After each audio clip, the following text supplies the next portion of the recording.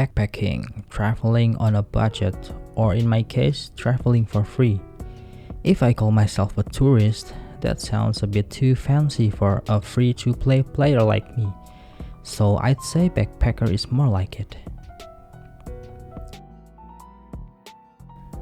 Initially, I only planned to talk about my time as a backpacker in Zenless Zone Zero because of this right here. Yep, my luck was insane. In all my years of gaming, this is the first time I've ever pulled 3 golds at once. But eventually, I decided to just share my entire journey from Tevat to Solaris 3 until I finally washed up here in New Eridu. Who knows, maybe some of you can relate. I started my gacha journey with Genshin Impact in mid-2024, right during the final patch before version 5.0. Back then, the stingy game narrative about Genshin was everywhere, at least in my country. I also remember the concerns, or let's call them controversies, surrounding the new Netherlands region, especially the Pyro Archon's design looking like a biker gang leader. I got a bit caught up in the community drama, but plot twist, I actually enjoyed Netherlands quite a bit, mostly because of a character I initially thought was meh, Kinich. At first I thought his design was completely off from Tevat's usual vibe or the previous region's style, especially with his retro 8-bit pixel dim. I'm not sure what it's called. But after his release, he became the first limited 5-star character I actually pulled a signature weapon for. I honestly forget the exact reason why I liked him so much. Was it his new gameplay mechanics that a lot of players hated? Or was it because his Japanese voice actor is the same as Sasuke, while his Pixel Dragon sidekick Ahao is voiced by Naruto? Maybe I was enjoying it so much I just forgot why.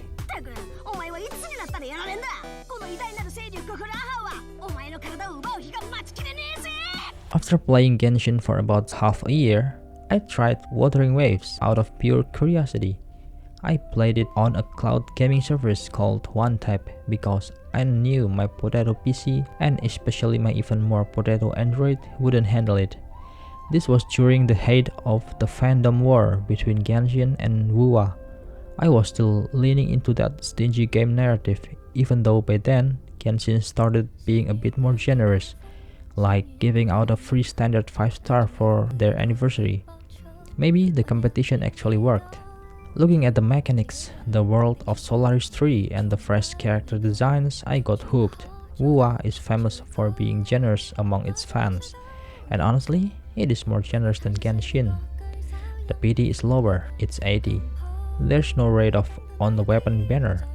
You don't need resin to farm echoes, and chest detection is way easier. You don't need a compass that requires grinding reputation levels. It felt perfect. Plus, building characters was faster and the echo upgrade system felt more sane. But in less than a year, I realized WoA wasn't for me anymore, mostly due to device issues. I tried installing it on my potato PC. It worked, but the lag was real, especially in the Septimon region. Plus, the file size is massive, and my SSD ran out of space. I actually recorded a lot of gameplay, but I can't show it here because my motherboard died and hadn't backed it up. It's an NVMe SSD and I don't have an enclosure for it yet. The economy is messy right now, you know. So please like and subscribe so this channel can monetize and I can finally buy an enclosure or maybe even a new motherboard. I stopped playing around patch 3.0 when the Lahiroi region dropped. I explored a bit, but the device issues made it difficult, especially controlling the motorbike. Trust me, cloud gaming and motorbikes do not mix well. Maybe they've optimized it by now, who knows. I won't talk about power creep or HP inflation just yet. I'll save that for later. Another reason I stopped is realizing that as an F2P, my voice doesn't carry much weight with developers. Honestly, if I had more income in real life, I would spend it, but only on the battle pass. I don't want to buy astrites or primogems just for gacha. I'm trying to avoid a gambling addiction. But in case you didn't know, being F2P is painful when you're short on upgrade materials. Subscribing to a battle pass really helps with that. My biggest complaint in WoA was the lack of materials to level up echoes or shield tube, even though finding the echoes themselves is easy.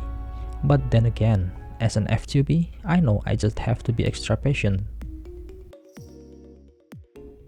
Just like when I first tried WoA, I installed ZZZ on a whim from the Hoyo Play launcher. I honestly didn't expect my PC to handle it, but it actually runs quite smoothly, even though I have to keep all settings on low, just like in Genshin. The hook in the intro completely blew me away. I was just staring at the screen like, man, this Hoyo game is on another level. I think I was so mesmerized that I forgot this was a Gunner game. Or maybe not. I mean, I consciously hit that download button, didn't I? Maybe it's because the character I saw on the Hoyo Play banner was the new one, Banyue, an intelligent construct resembling a lion, playing with those small balls in his hands. He just looked so cool. My reaction was pretty much the same as this other YouTuber. I'll leave the link in the description. Let's talk about the intro first. We'll get to the Gunner stuff later. As I recall, the intro starts with a high-speed chase between the cunning hares and a gang of thugs who eventually get busted by the authorities. At first, I couldn't tell if the cunning hares were villains or protagonists. Turns out, they're the starter characters for our initial team. There are 3 of them: Billy the intelligent construct, Nicole the boss, and Anbi, the mascot on the game's launcher icon. Anbi was the first character I instantly liked besides Banyue. She has this certain aura, and I was right, she really is special, eventually getting her own 5-star limited version. Besides them, I also immediately loved Lycaon's design, a standard 5-star character. He just looks so charismatic. Luckily, I got Lycaon from the gacha. I forget if it was from the standard banner or if I lost a 50-50. Then there's Alan, who was on a banner alongside Banyue, a banner that was oddly short, only lasting 2 weeks. For some reason, I really liked Alan's cold expression. I guess she just looks cool, which fits her ice element. To me, the character designs feel much fresher compared to the cast in Tevat or Solaris 3. Or maybe it's the jiggle physique? That remains a mystery even to me. Speaking of which, Nicole is actually more interesting because she has such a big charisma as a boss.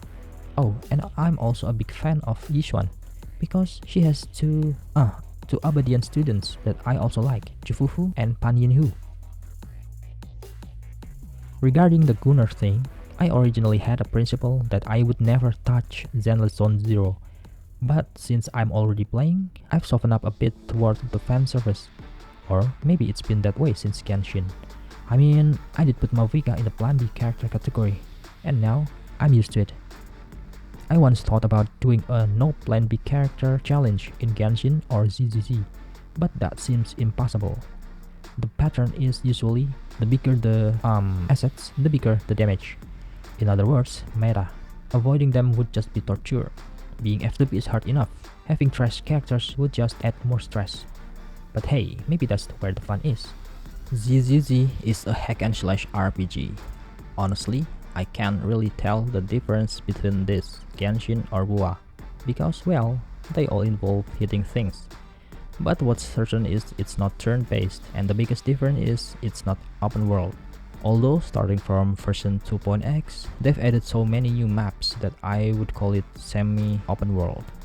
At first I thought it was weird playing a combat game that was an open world, but I grew to love it. No more stress about 100% clearing massive maps like in Genshin or WoA. While exploring the navigation and mechanics, I felt a sense of familiarity. It didn't remind me of Genshin, but actually felt more like WoA. The more I looked into it, the more I realized that WoA didn't really copy Genshin. It's more like ZZZ merged with Genshin's open world. No wonder I got roasted in the comments when I said WoA was like Genshin. Because of those similarities, it was much faster and easier for me to get used to ZZZ. Here are a few similarities I noticed. First, the team comp.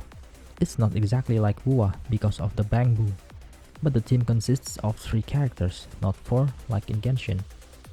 Every character has a predefined role: attacker, support, and stunner. This predefined role mechanic doesn't exist in Genshin or WoA. In Genshin, some characters feel more flexible, like Noelle, who can be a main DPS or just a shielder depending on the build. Oh, and in ZZZ, there are very few healers. The first healer is actually a Bangbu, and the second was Astra Yao, and the third one it's released for free in patch 2.5. It's Zhao. That was right when I had only been playing for a week or two. Second similarity, the stun, parry, and dodge mechanics.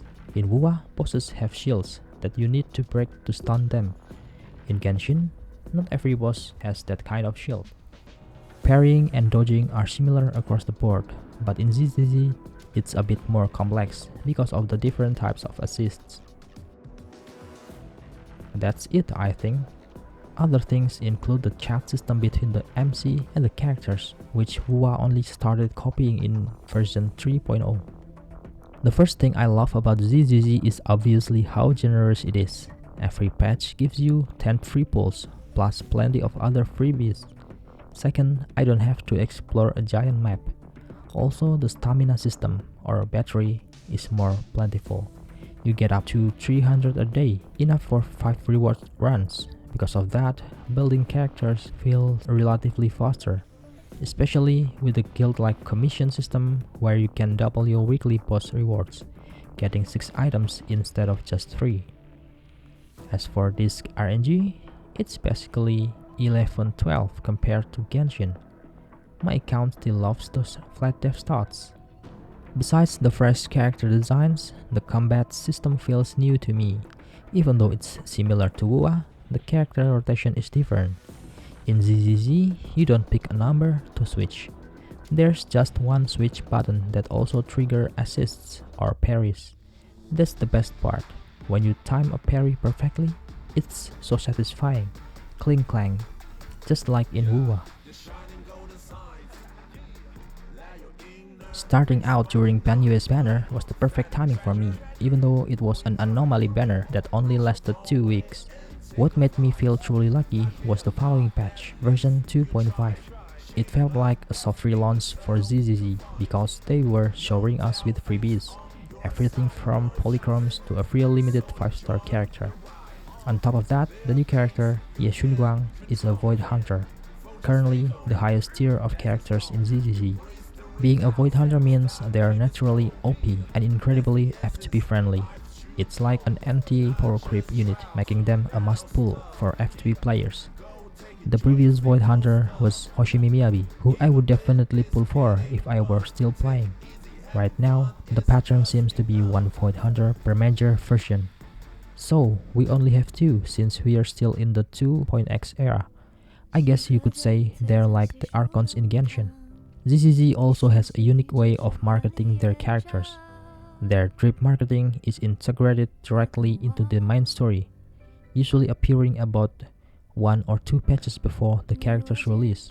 1 patch before the drop, the new character enters the main plot, allowing us to try them out during story missions.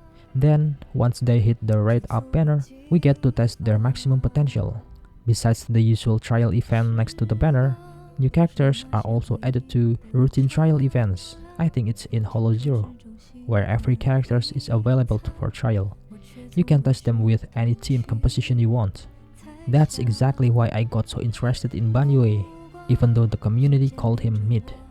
And honestly, it's a classic Hoyo move to make male characters less meta than the waifus. Banyue offers very unique gameplay with a massive variety of combos. That freedom in how you play him was the main draw for me. Sure, the freedom comes at the cost of lower damage output, but I don't care. I prioritize the fun factor over the meta. Typical F2P copium, right? I started playing ZZZ right when I was reaching my breaking point with Genshin. It might have been PTSD from finishing the Archon cast, Not Cry Act 4, which was, man, a total nightmare.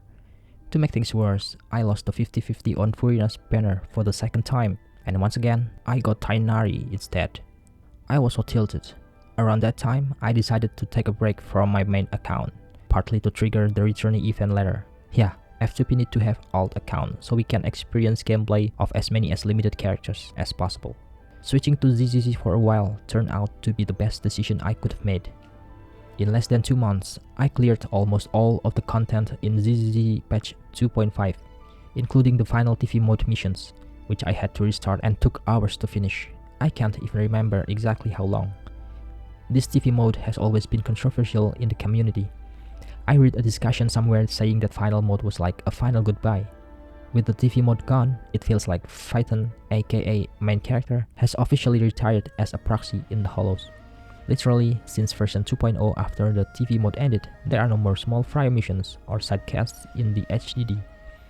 It's all been replaced with new maps in the Lemnian Hollow, and Bell or Wise basically became a burden to Shifui Swan's team under the guise of being students. Speedrunning everything in just 1.5 patches was both a blessing and a curse. It was a curse because I basically burned myself out by consuming all the content in such short time. Plus, I completely ran out of gacha funds. My polychromes were bone dry. But it was also a blessing because without any gambling capital, as an F2P player, I was just left standing there with nothing to do. I got bored. This is different from Genshin, where reasonless behavior is a thing. You can still mess around, explore, and just chill. In the Hollows, if you want to chill, you either go fishing or go back to fighting ethereals. Sure, there's the competitive mode at the HIA club, but I'm a casual player. I don't want the stress of a skill check. Yeah, I know. It's just a skill issue excuse. Alright, so the clear reasons why I'm putting ZZG down for now are device issues, skill issues, and wallet issues. I haven't mentioned power creep or HP inflation yet. Patience, we'll get there. Oh, and the Gunner factor. Look, it's not for nothing, but here's some advice for those of you who are still single. Cut back on the gooning or normalizing the culture. It can create unrealistic expectations about your future partner's body. Real life is never as perfect as your imagination. Take it from my own experience. As for the device issues, if I get a proper upgrade in the future, I might hop back in just for a refresh. I still love ZZZ's combat style. And the skill issue? Well, I'll just slap a casual player label on it and call it a day. Wallet issue? Simple. Work, and work. So, it's back to Genshin for me. The story is still top tier, a total masterpiece. Honestly, the lore of Genshin is so massive, it could have its own spin-offs. Maybe in the upcoming anime, we'll get a story that's completely different from the game. Besides the anime, we're all still waiting for the main story to unfold. We're all waiting for the Tarita. It's hard to believe Snezhnaya is just around the corner. That's where Genshin is smart. Or maybe it's just first movers advantage. They succeeded as pioneers and earned a place in the hearts of millions. With a main story that everyone is dying to see continue. They keep delivering surprises in every patch, especially now in version 6.5, which is packed with new lore puzzles to solve. It made me think. The big difference between Genshin and games like ZZZ or WoA is that Genshin has no skip button. Could that be the secret to why it's still so beloved? To be honest, I started losing engagement with WoA and ZZZ because the main stories felt like they were drifting all over the place. There were ZZZ chapters I skipped entirely, I think around patch 2.2 or 2.3. The new characters and their plots felt disconnected from the main story. I mean, there was a connection, but it felt forced. Yet, there were side stories I actually loved, like Astra Yao and Evelyn's marketing story. I really liked their character designs. Maybe I'm just picky, or maybe their initial hook managed to grab me emotionally. That's why I think the skip button is a double-edged sword. I can cherry pick only the stories I like, but that reduces my emotional attachment to the overarching plot. The result? Lower engagement.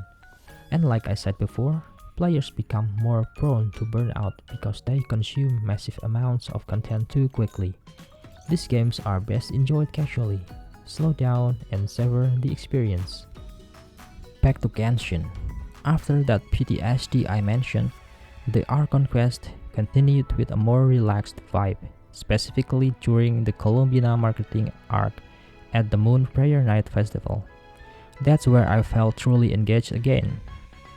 It was just like the Kinich situation. I initially looked down on Columbina despite the community hype, but the festival event in the story was so well done. It created this real emotional bond with Columbina, and Sandron too. Absolute cinema. As the story progressed, the main characters finally faced off against Dottore and defeated him. Columbina didn't end up disappearing. Instead, she invited Lumin to her spaceship that had crashed in her lunar hometown. The main story wrapped up there, and I actually won the 50-50 on Columbina's banner. I was over the moon, literally. I was happy for two reasons. First, Lumin got a new outfit. Honestly, her OG outfit is better, but the new one looks fresh, and it ties into the second reason. With Columbina on the team, I can finally form a lunar team, which is vital for countering the endgame gimmicks in the patch 6.x. The most important one is the lunar crystallized team, where I can finally use Noel and Geolumin in the endgame, or even Ningguang and Kachina.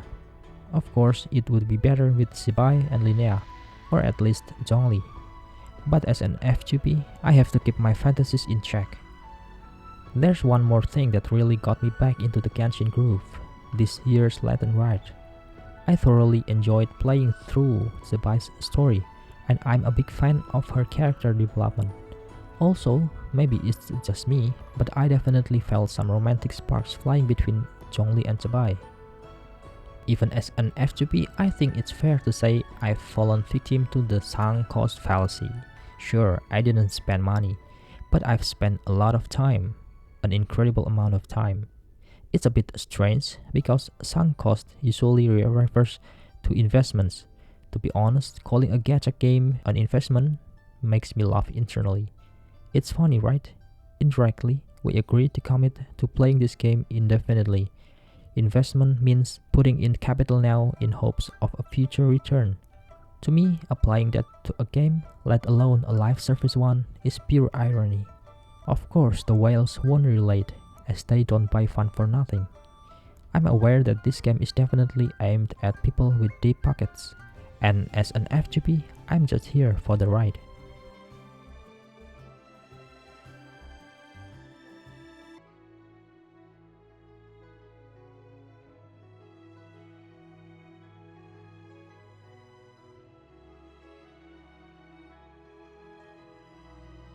Never mind all these numbers, it's just a comparison to a BS quote-unquote program of student meals in a random country to Genshin's initial development budget. Alright, I'm wrapping this up. Initially, I planned for this video to be around 8 minutes, but man, yapping is addictive. As for talking about power creep and HP inflation, it feels a bit unethical for me, a self-proclaimed F2B casual, to preach about it. If you want to deep dive into those, better look for the veteran content creators or the pro players. All I can say is that I don't see this happening in just one game. It's being normalized everywhere. Whether it's Hoyo or Kuro, it's all the same. And yeah, planned obsolescence is a real thing in this industry to ensure a steady stream of revenue. They design new enemy gimmicks that are deliberately frustrating, specifically so they can only be countered effectively by the latest characters. In other words, you are forced to chase the meta, and here, meta stands for most efficient tactical advantage. If you don't have the exact team composition or attributes they want, your progress becomes slow and exhausting. As a tourist just looking for fun, the cycle of forcing efficiency through new pulls made me realize this isn't just about skill anymore, it's about the depth of your wallet and pull luck. So yeah, just take it easy. But on the flip side, I can't entirely blame the developers. In business, there's the Pareto principle. Essentially, 80% of their revenue likely comes from just 20% of player base, the dolphins and the whales. According to one Chinese YouTuber, for Genshin, it might even be just 5% of the players. Or look at a survey from a French YouTuber that estimates the number of whalers based on participants in Stygian Onslaught level 5 and 6. As an F2P, I'm always grateful to you spenders, whether you are a dolphin or a whale. It makes sense for devs to prioritize the experience and challenges for the 20%. They pay the bills, so they get the right carpet treatment. Meta teams that shred through high HP enemies. For the rest of us, the free-to-play or low spenders, we just have to accept our fate, grind harder, or feel left behind. As a tourist, I know I'm not their top priority, and like the saying goes, no pay, no say. Or in my country there's, if you're not a donor, don't try to be the director. What a trash saying. What do you guys think? Are you staying loyal to one game because you love your account too much? Or are you a gacha tourist moving around for the best freebies? Let me know in the comments. Like this video if my yapping resonated with you, and dislike it if you hated it. My apologies for any slips of the tongue. Oh, one more thing. I forgot to mention Genshin's background music.